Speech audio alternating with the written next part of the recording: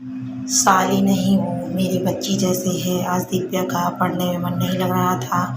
सिर दर्द के कारण दिमाग की नसें फटी जा रही थी। शक का कीड़ा जब मन में घुस जाए तो वह दिल दिमाग को ऐसे जकड़ लेता है कि इंसान शक और सिर्फ शक के मकड़े जाल में उलझता ही जाता है। ऐसा ही कुछ हो रहा था दिव्या के साथ। मन की भले ना सुनो, मगर आंखों देखी को कैसे जुटलाया जा सकता है। दिव्या का मन लाख कहे कि शिप्या तेरी छोटी बहन है, तुझसे 10 वर्ष छोटी है। उसका दुनिया में तेरे सिवाय कोई नहीं है। मगर आंखें जब उसे मोहित के साथ चुहल करते हंसते बोलते देखती तो तन बदन में आग लग जाती है। माना शिप्या भी बच्ची है, मगर मोहित तो समझदार है।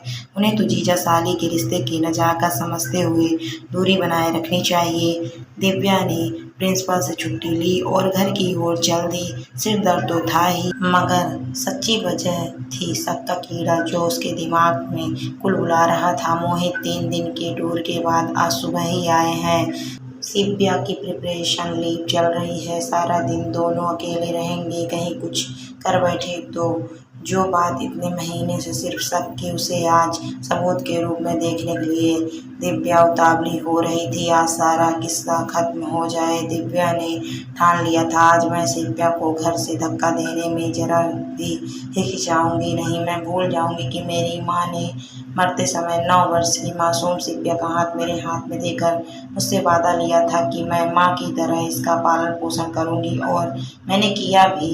मुझे कभी निसंतान होने का मलाल नहीं हुआ। मैंने 19 साल की उम्र में इसकी माँ बनकर दिखाया। मम्मी पापा के एक्सीडेंट का इस मासूम पर इतना गहरा असर पड़ा था कि यह पूरी तरह सहम गई थी। मैंने और मोहित ने इसे इस सदमे से उबारने में कोई कसर नहीं छोड़ी थी। मुझे क्या मालूम था कि यह मुझे ही सदमा देने वाली है। दिव्या ने ऑटो रिक्शा घर से कुछ दूरी पर रोक दिया। घर का मुख्य द्वार खुला था। उसे खुशी हुई कि वह बिना आवाज के चुपचाप बेडरूम तक पहुंच जाएगी। उसने धीरे से पर्दा सरकाया। टीवी पर कोई फिल्म चल रही थी। मोहित और शिप्या एक ही सोफे पर बैठे हंसते हंसते एक दूसरे पर गिरे जा रहे थे। हाथ में रखे पॉपकॉर्न इधर उधर बिखरे जा रहे थे। यह दृश्य देखकर दिव्या भड़क गई। दिमाग इतना गर्म हो गया था कि उसे पता ही नहीं चल रहा था वह शिप्या से क्या बोले जा रही है। बेशरम, मैंने बेटी से बढ़कर तुझे प्यार दिया और तू मेरे ही घर में डाका डाल रही है। निकल जा मेरे घर से।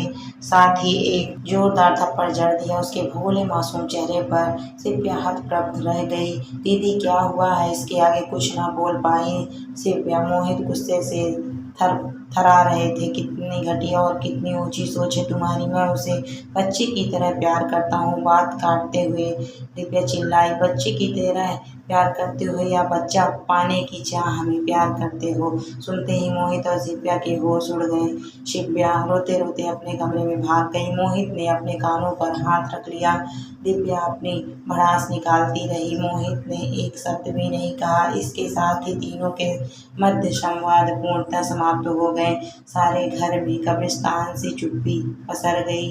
शिप्या प्रायः अपने कमरे में बंद रहती। मोहित अधिकांश समय घर से बाहर बिताते। दिव्या निश्चिंत थी कि उसने अपने घर को बचा लिया है। उसने निश्चय कर लिया था कि 18 की होते ही शिप्या का विवाह करके इस समस्या को जड़ से ही उजाड़ फेंकेगी। लेकिन काल के पिटारे में कितने नाग बंद हैं वह नहीं जानती थी। इस बात को लगभग 15 दिन हो गए थे। गुस्से का उफान धीरे धीरे कम हो रहा था। मोहित 1 हफ्ते के लिए टूर पर गए थे। शिप्या की आज पहली परीक्षा थी। कहीं सोती न रह जाए यह देखने के लिए दिव्या शिप्या के कमरे में गई तो शिप्या के बिस्तर पर एक लेटर पैड पड़ा देखकर चौंक पड़ी, जिस पर लिखा था, मैं घर छोड़कर जा रही हूँ, मुझे ढूंढने या पुलिस में रिपोर्ट लिखवाने का कष्ट मत करना। दिव्या के तो जैसे होश उड़ गए। मोहित को फोन किस मुंह से करती। परीक्षा का समय समाप्त होने पर उसके करीबी मित्र को फोन लगाया। बहुत मिन्नत के बाद उसने बताया कि शिप्या परीक्षा देने नहीं आई। उसने तो शादी कर ली है एक राजीव नाम के 32 वर्ष के युवक के साथ। उसी ने बताया कि नेट पर उसकी दोस्ती हुई थी। उसके साथ सुनकर दुख से अधिक गुस्सा आया दिव्या को। यह नेट और मोबाइल पर 4 दिन का खुसुर फुसुर वाली बेमेल शादियाँ कहीं टिकती है भला? अपने को स्मार्ट समझ रही है, यह सिला दिया है मेरी परवरिश का। अरे उसके भले के लिए 2 शब्द कह दिया तो क्या मुंह उठाकर चल देगी और बिना बताए शादी भी कर लेगी?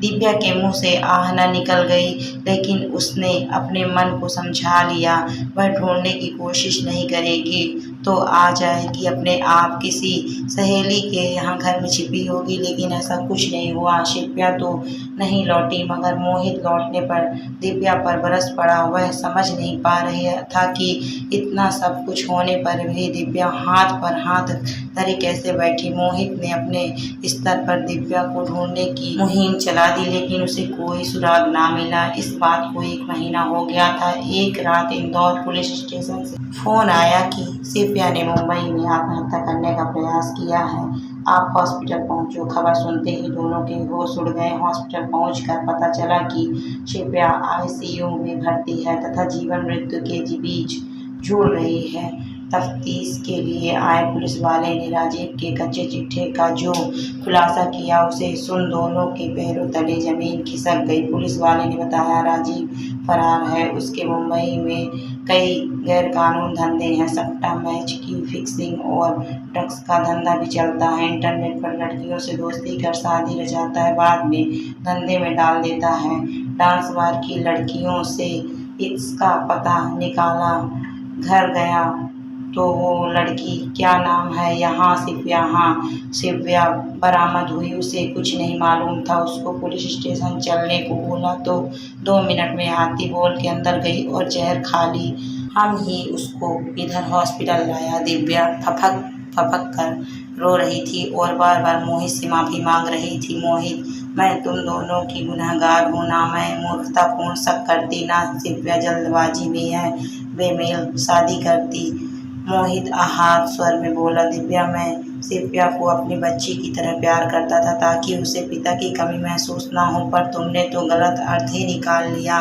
मैं अपने बच्चे का रूप उसमें देख रहा था, वह अपने पिता का रूप मुझ में देखती थी। उम्र में बहुत अधिक अंतर होने की वजह से उसने बड़े सहज रूप से मुझे पिता के स्थान पर रख दिया था। समझने की कोशिश करो, जैसे ही तुमने मुझे उसकी ज़िंदगी से हटाया, उसने अपने से इतनी अधिक उम्र के व्यक्ति से ब्याह रचा लिया।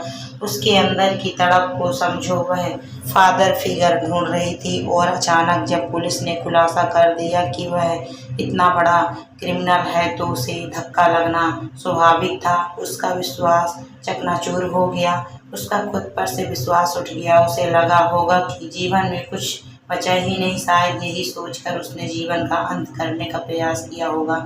दिव्या के तो आंसू थमने का नाम ही नहीं ले रहे थे। उसे चुप कराते हुए मोहित बोला, देखो बीती बातों पर रोने का कोई फायदा नहीं है, बाकी सब बातें छोड़कर पुलिस से इजाज़त लेकर शिप्या को घर ले जाने की तैयारी करो। हमें शिप्या को एक बार फिर शारीरिक और मानसिक रूप से स्वस्थ करना है और उसमें इतनी हिम्मत पैदा करनी है कि वह आने वाली मुसीबतों का सामना बहादुरी से कर सके। फिक्र मत करो, हम दोनों उसके साथ चट्टान की तरह खड़े हो जाएंगे। मोहित के मुंह से यह वाक्य सुनकर दिव्या विभंग हो गई।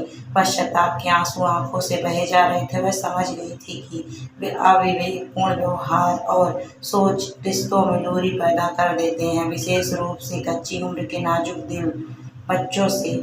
दिव्या मोहित को नहीं मालूम था कि शिप्या होश में आ चुकी है और उन दोनों की बातें सुन रही है।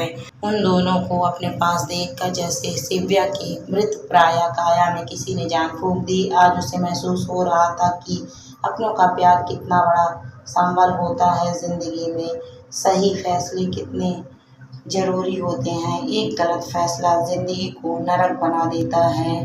दोस्तों, कहानी आपको कैसी लगी कमेंट करके ज़रूर बताइए। कहानी अच्छी लगी है तो वीडियो को लाइक शेयर करें। अगर आप मेरे चैनल पर नए हैं तो प्लीज़ मेरे चैनल को सब्सक्राइब भी करें। Thank you for watching my video.